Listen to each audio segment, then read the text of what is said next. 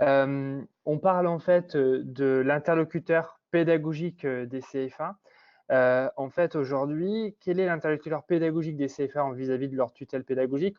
On a abandonné l'idée de l'inspecteur académique sur les diplômes de l'éducation nationale. Est-ce qu'aujourd'hui, il reste un lien en fait sur une tutelle particulière sur la partie pédagogique ou c'est aussi complètement supprimé? Alors, dans les textes, c'est complètement supprimé. Il y a la suppression des SAIA qui sont remplacés par des services d'inspection mixtes, monde professionnel, monde académique.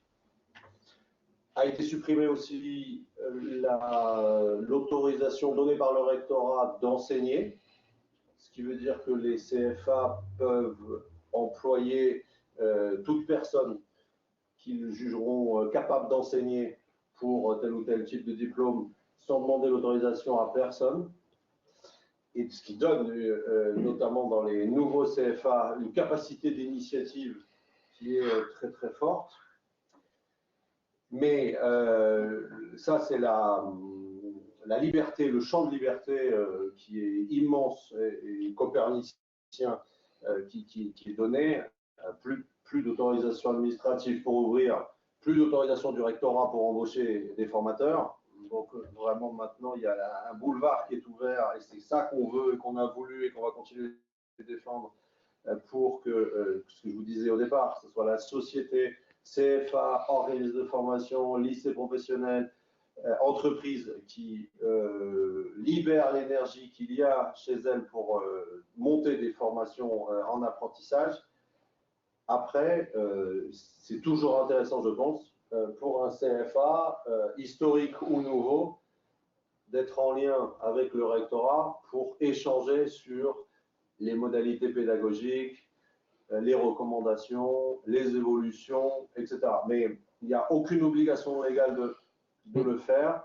Et si le choix ou la qualité de la relation avec le rectorat n'est pas bonne, le CFA peut quand même avancer. Ça veut dire aujourd'hui que les contraintes au niveau des cadres, c'est-à-dire ceux qui encadrent les CFA, elles aussi sauté ou est-ce que ça reste aussi une obligation? Non, non, ça a été supprimé. D'accord, parce que certains notent des contradictions entre les nouveaux décrets et ce qui reste encore dans le Code du travail.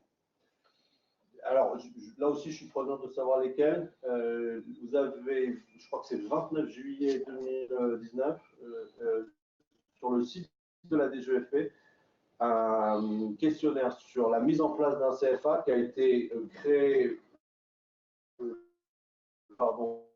du point de vue de l'usager, c'est-à-dire du point de vue du créateur de CFA, du développeur de CFA, et qui répond très très clairement à cette question-là en citant la référence réglementaire que nous avons pu avoir en tête. Mais comme c'était un sujet très sensible, comme vous imaginez, je suis sûr à 150% de la réponse.